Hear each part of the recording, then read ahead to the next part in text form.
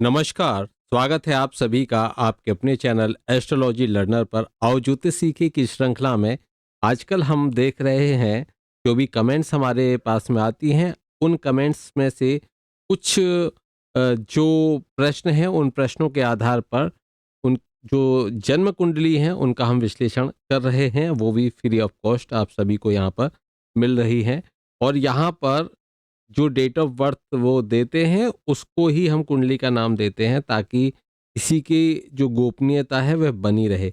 और date of birth से आप समझ सकते हो कि हो सकता है ये आपकी कुंडली हो, तो आप देखिए इसको और पूरा विश्लेषण समझिए। देखिए यहाँ पर जो मैं ये जन्म कुंडली दिखा रहा हूँ, ये जन्म कुंडली उस जातक की है जो पढ़ाई लिखाई नहीं करता, यानी कि जिससे संबंधित प्रश्न है कि क्या ये पढ़ पाएगा, क्या ये एजुकेशन ले पाएगा अथवा नहीं ले पाएगा, क्या व्यवधान है, कैसे उसमें सुधार किया जा सकता है। तो चलिए शुरू करते हैं।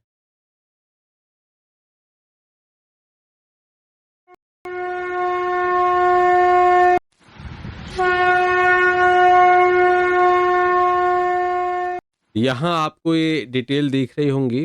ये जन्म कुंडली है 08102009। दिनांक है, जन्म तिथि है 8 अक्टूबर 2009 और यहाँ पर समय है 2:25 का।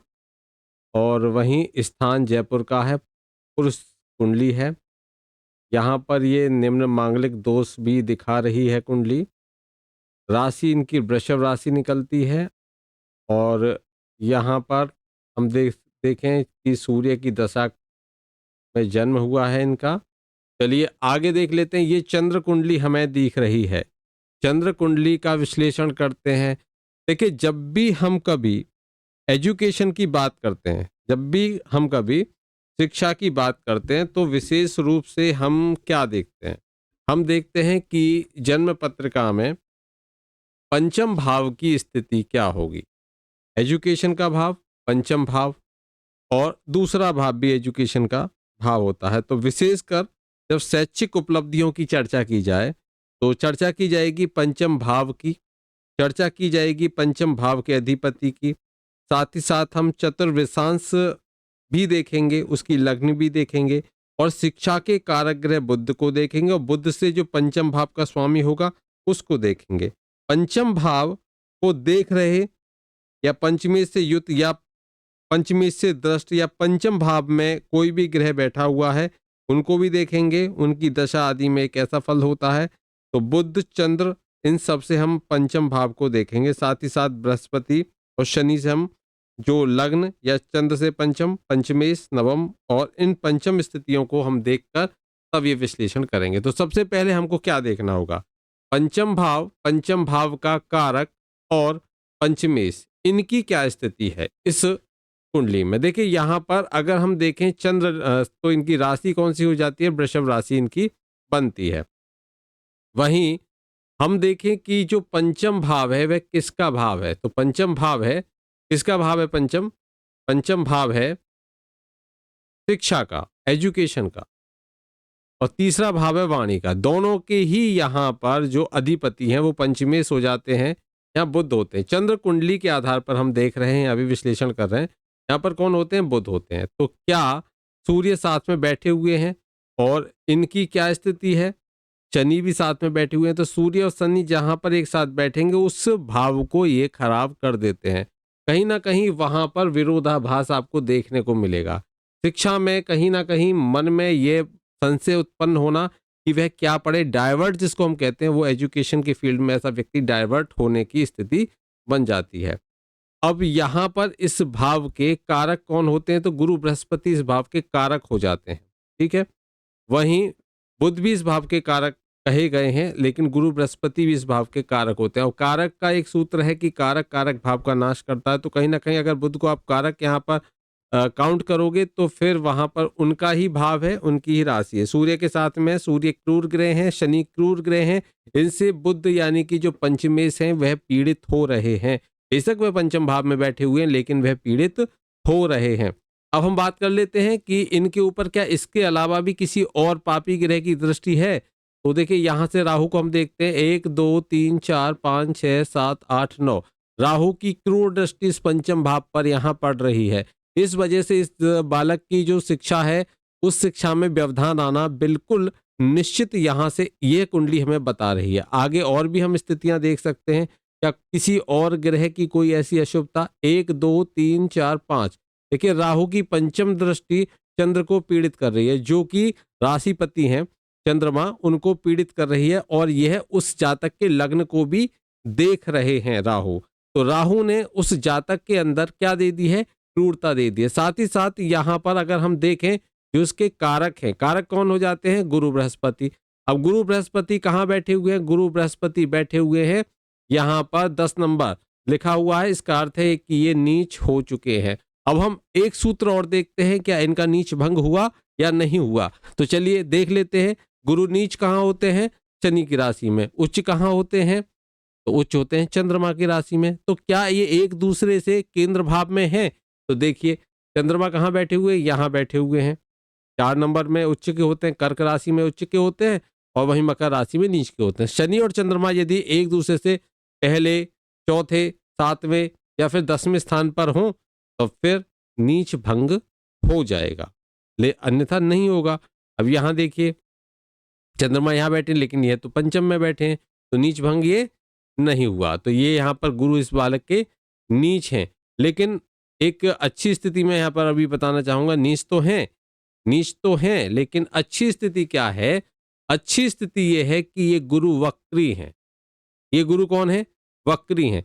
और जब नीच ग्रह वक्री अवस्था में हो जाए, ध्यान दीजिए, नीच ग्रह हो और वक्री अवस्था में चला जाए, उस स्थिति में वह नीच जो ग्रह वह अच्छे ग्रह यानी कि उच्च का प्रभाव देता है। तो अब यहाँ पर मुझे क्या पॉजिटिव मिला कि यहाँ पर गुरु उच्च के होते हैं। लेकिन साथ ही साथ एक कंडीशन और यहाँ पर देखने को मिल रही है, वो मिल रही है कि गुरु और राहु का एक साथ बैठना ये चांडाल दोष बनाता है। तो ये गुरु चांडाल दोष यहां पर बन रहा है, गुरु का चांडाल दोष बन रहा है। देखिए चांडाल दोष का अर्थ हो गया कि जो राहु है वह एक चोर है और गुरु कौन है, एजुकेशन देने वाला। कहीं ना कहीं यहाँ उस पर यह प्रभाव पड़ेगा कि वहां उसमें कुछ अशुभता आ जाएगी।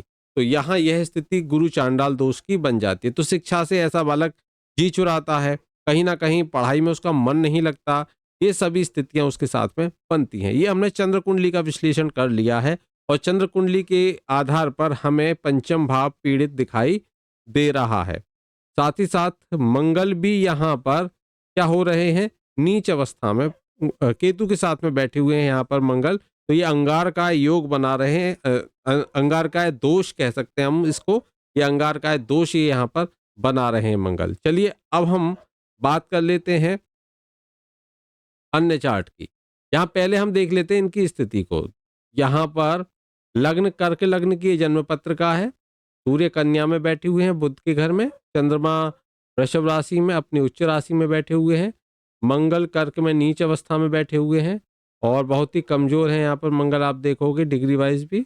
और बुध कन्या राशि में बैठे हुए हैं अपने ही घर में। तो ये यहाँ पर जो होते हैं भद्र योग नामक, भद्र योग बनाते हैं, पंच महापुरुष योग है भद्र योग, ये गुरु बनाते हैं, ये बुध बनाते हैं। और गुरु यहाँ पर बकरी अवस्था में, मंगल में नीच अवस्था में बैठे हुए हैं।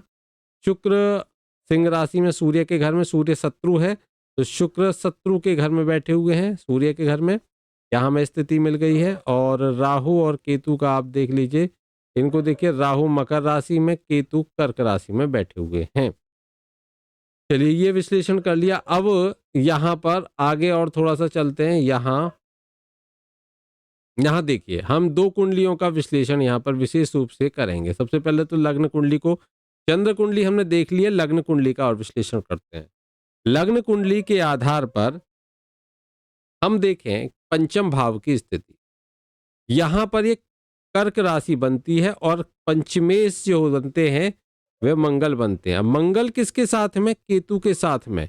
एक तो केतु के साथ में, ऊपर से ये अपने नीच अवस्था में। अब देखते हैं क्या मंगल का नीच भंग हो रहा है। तो मंगल कहाँ नीच होते हैं?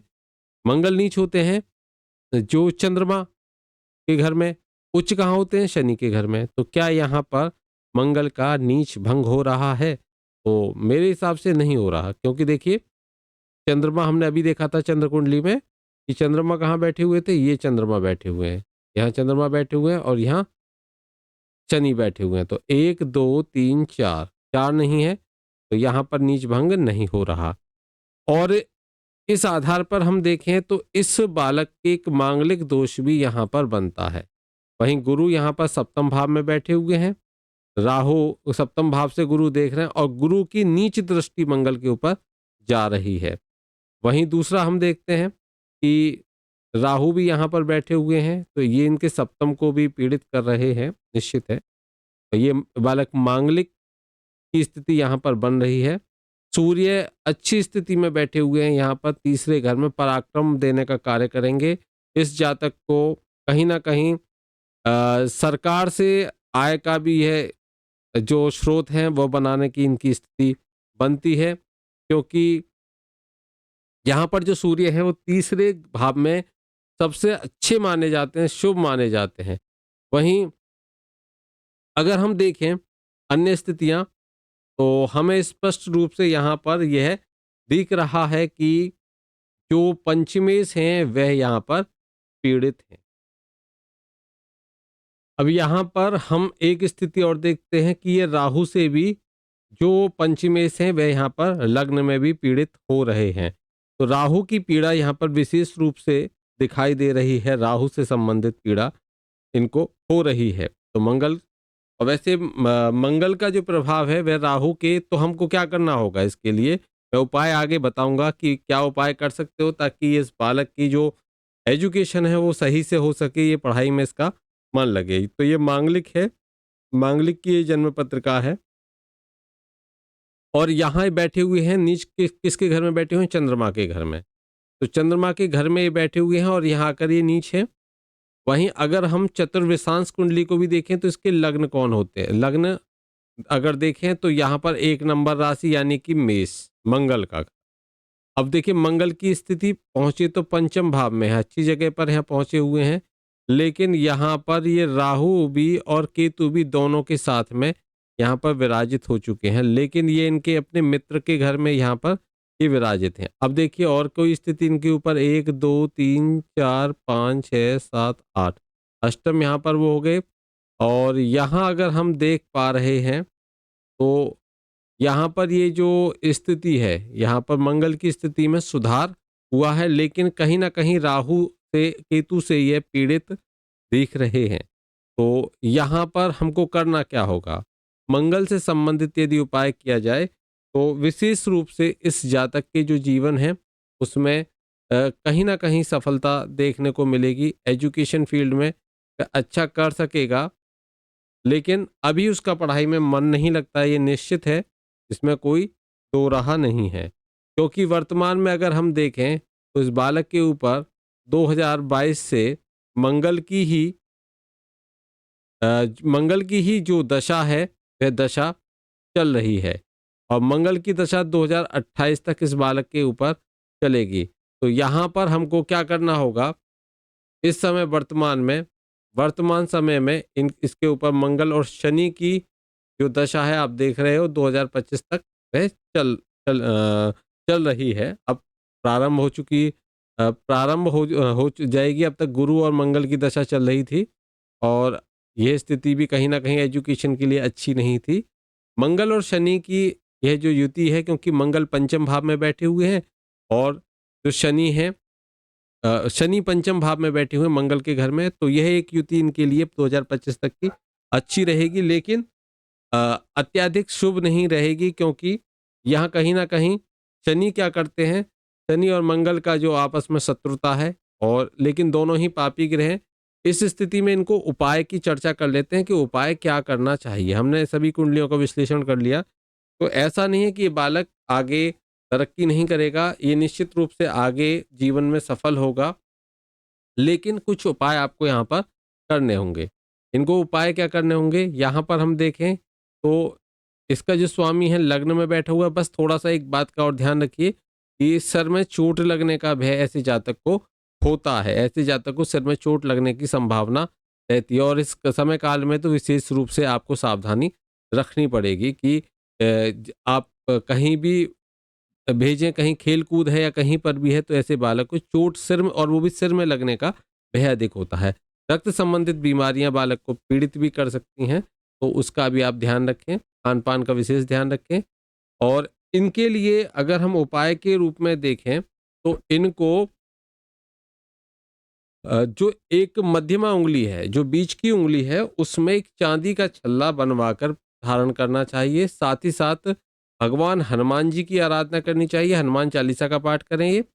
और इनके लिए जो हनुमान जी को चोला चढ़ाते हैं, आपने सुना होगा सिंदूर से जो चोला चढ़ाते हैं, तो हनुमान जी को ये इस बालक के द्वारा चोला चढ़वाने का भी कार्य करना चाहिए, जिससे कि यहाँ पर इस बालक की जो एजुकेशन है वह सही से हो सके। और मंगलवार के दिन यह जो बंदरों को केले भी अगर खिलाएं तो बहुत इनके लिए शुभ रहेगा।